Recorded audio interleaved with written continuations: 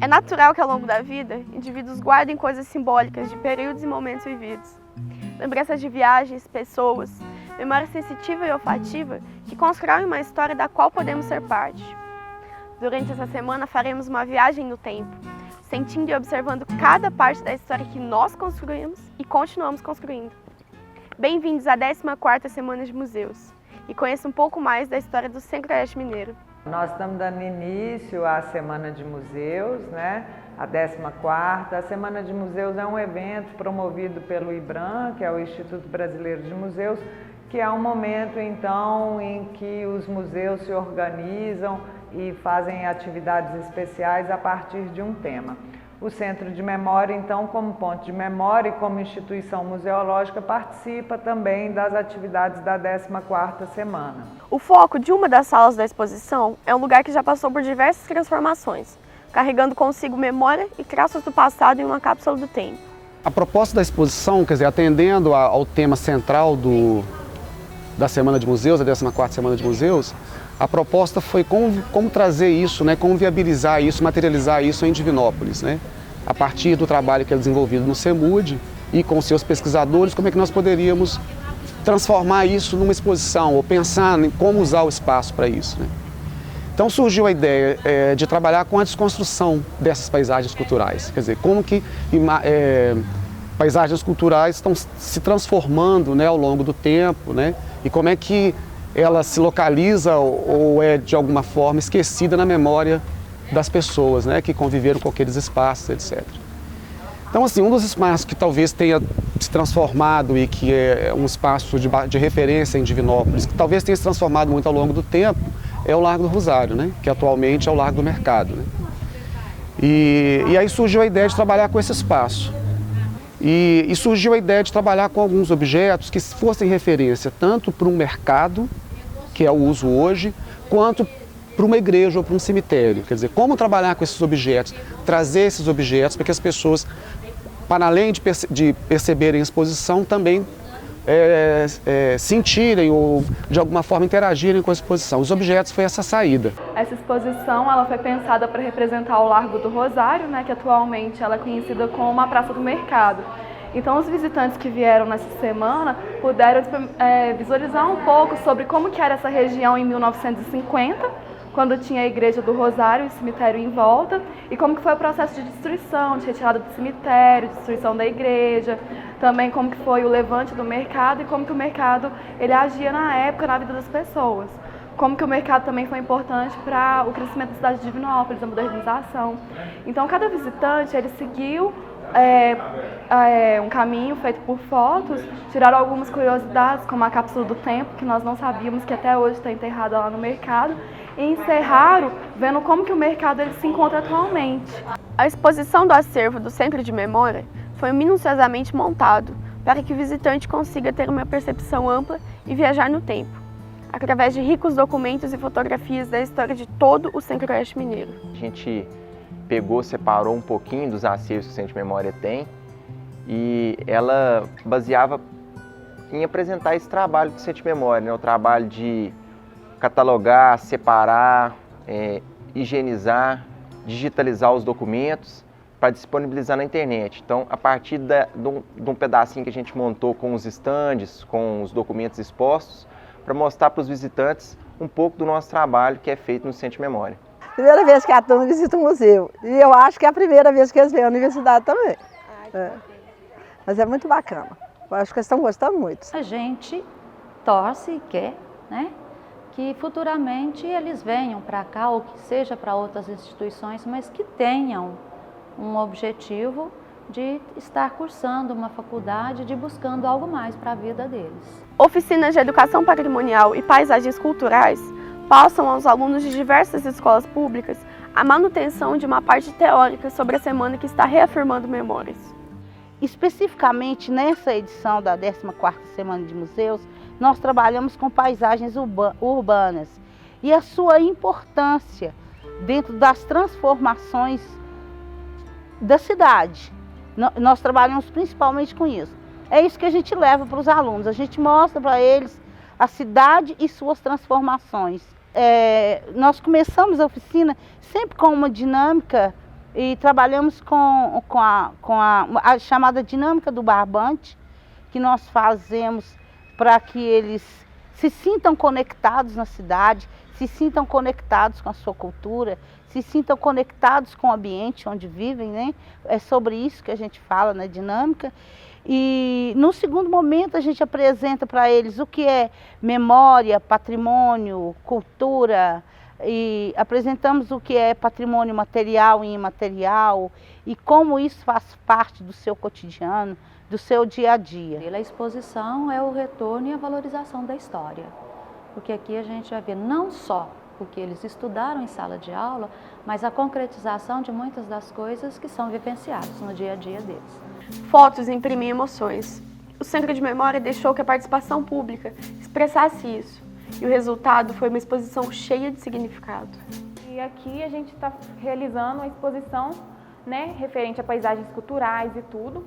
E aqui na sala do CVT a gente recolheu algumas fotos que foram mandadas para o portal em redes, né, que é o portal do Centro de Memória, onde tem esses arquivos, essas documentações. E aqui estão sendo expostas algumas das fotografias para estarem concorrendo, né, a um prêmio. Com o tempo, espaço e patrimônio se degradam e a sua revitalização se faz necessária. É isso que a oficina de grafite está propondo hoje, uma revitalização do espaço para que ele ganhe novas características e áreas. Aqui, a conexão que eu tentei fazer foi de educação, da parte de convívio, ao mesmo tempo da parte de natureza e num custo legal assim para conseguir fazer, colorir o recanto todo. Eu gosto demais do ambiente aqui, não só do antigo Inesp, agora o ENC, como do recanto. A proximidade com a mata aqui é um negócio impagável, assim. A gente aprendeu várias coisas diferentes, eu nem sabia o que era isso, pinchado. Para mim, pinchar é uma coisa que é proibido, eu não sabia que tinha o jeito certo. É uma forma de provar que tudo é arte, né?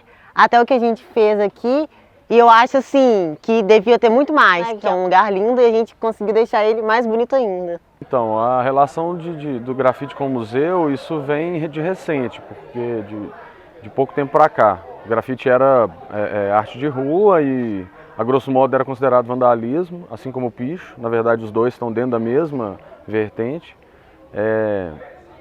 Só que de um tempo para cá, a arte abrangeu, né? A arte acadêmica mesmo, abraçou o grafite. Então o grafite foi para dentro das galerias. Alim Souki foi um comerciante libanês que chegou à cidade de Divinópolis em 1926. Como fotógrafo, registrou elementos importantes da história divinopolitana.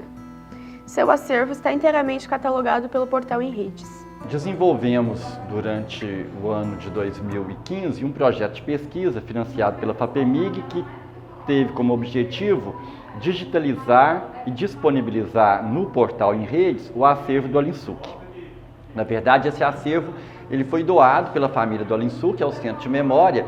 É um acervo riquíssimo, composto de 450 fotografias feitas pelo Alim Souki ao longo das décadas de 1920, 1930, 1940, porque as fotos do Alim Souki revelam muito da nossa história, né?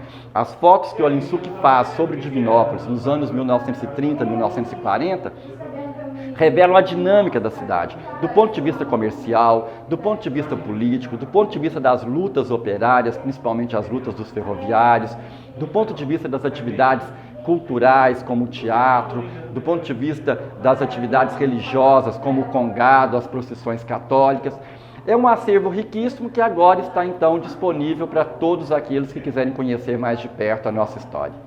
E agora nós estamos fazendo o lançamento da página do Alim Souki no Enredes. Esse lançamento foi feito no dia 16 de maio, no auditório da UENG Divinópolis, e foi um momento muito rico, um momento muito importante, com a participação de diversos estudantes e de diversas pessoas da comunidade, e principalmente com a presença de filhos e filhas do Alim Souki, presença de netos, bisnetos do Alim Souki, de outras pessoas ligadas à família do Alim Souki, que estavam muito emocionados, inclusive, ao ao perceberem, né, esse acervo que é riquíssimo e que nós somos muito gratos, inclusive a família Alinsuc, pela confiança de ter destinado esse acervo ao Centro de Memória, e estavam muito emocionados ao perceber que hoje este acervo está disponível para todos os cidadãos, todas as cidadãs que quiserem pesquisar sobre a história do Alinsuc e a história da cidade de Divinópolis. Logo após o lançamento do acervo de Alinsuc, tivemos a mesa redonda, Paisagem Cultural e Patrimônio Regional, Políticas e Desafios. A mesa foi composta pela presidente da CONFAP, Sônia Terra, pelo jornalista Agnel Marques, pelo coordenador de extensão da UENG, Pablo Gobira, e pelo coordenador do curso de História, João Ricardo Ferreira. Um segundo momento que foi a mesa redonda, discutindo fragmentos da memória do Largo do Rosário. Eu recortei uma parte da exposição e tentei fazer uma reflexão vinculando ao conceito de paisagens. Depois teve a fala do professor Pablo Gobira, que é professor da Guinhar e é coordenador institucional de extensão. Ele falava de paisagens virtuais, paisagens digitais, e discutindo as possibilidades do uso dessas paisagens digitais nos museus. Depois teve a fala da Sônia Terra, muito rápida, ela só apresentou um pouco do lado do CONFAP, do Conselho do Patrimônio, e depois tivemos a fala do Agnel Marques, que é um produtor audiovisual da região, egresso da instituição e que apresentou o trabalho dele com produção audiovisual comunitária, que ele vem fazendo em Marilândia. O historiador Rafael Alves não poderia escolher melhor momento para lançar seu livro, que dialoga diretamente com o tema da Semana de Museus deste ano. De forma geral, o livro trata de uma leitura da história de Minas a partir da expografia do museu. E o que eu fiz foi comparar o discurso histórico do museu, sustentado a partir de uma reforma que aconteceu nele em 2006, comparando se o discurso do museu se aproximava das historiografias mais contemporâneas, da versão oficial dos historiadores mais atuais sobre a história de Minas. O último dia das atividades da 14ª Semana de Museus, promovidas pelo Centro de Memória da UENG Divinópolis, começou com uma visita, levando alunos do ensino fundamental a conhecerem diversas paisagens da cidade. Com os alunos dessa escola, visitar alguns pontos da cidade de Divinópolis, mais especificamente a Praça da Catedral, a Praça Candidez, visitar o Parque da Ilha e a primeira usina hidrelétrica da cidade, depois a usina Gravatá, que foi a nossa primeira, que hoje é o Teatro Municipal e foi uma usina de álcool motor de mandioca na década de 1930, terminando no antigo Largo do Rosário, hoje Praça do Mercado. Nosso objetivo é justamente discutir com os adolescentes do ensino fundamental que estão participando dessa oficina, essa questão das paisagens culturais da cidade, de como nós vamos nos apropriando e transformando essas paisagens, e de como é importante nós nos percebermos como membros dessa cidade e desenvolvermos essa condição mesmo de pertencimento, né, à cidade onde nós estamos.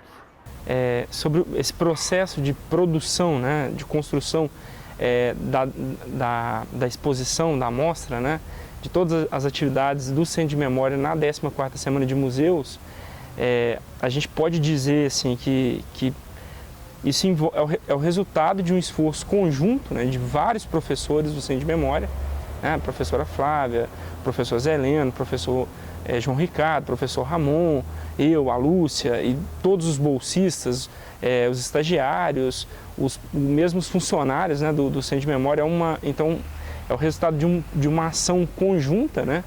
Todo o projeto da semana, ele vem, né, ele vem de uma motivação que vem do IBRAM, né? O IBRAM, ele dá para a gente uma temática. Esse ano a temática da Semana de Museus foi paisagens culturais, e a partir disso a gente vai produzir uma exposição, vai produzir atividades, né, oficinas, mostras. Inicialmente a gente faz uma reunião, né, e discute, né, entre os professores o que a gente vai produzir, o que vai ser apresentado na Semana de Museus e como isso vai ser feito, né? E ali a gente vai trabalhando, vai conversando, entra um consenso, né, um diálogo, onde a gente vai chegar ao que faremos na Semana de Museus. Aí entra um pouco essa questão também do acervo do Centro de Memória, entra também essa questão da pesquisa, do que o Centro de Memória já vem fazendo antes mesmo dessa proposta. Por exemplo, quando a gente fala de paisagens culturais, a gente está dizendo de questões que o Centro de Memória já vem trabalhando há muito tempo, com essa questão da história, memória da região. Então a gente já pega um produto, aliás, já pega produtos que já foram feitos, né? Textos, pesquisas, entrevistas, fotografias, né? Acervos, que já está no Centro de Memória, a gente vai retrabalhar essas coisas para poder fazer as nossas apresentações, os nossos produtos.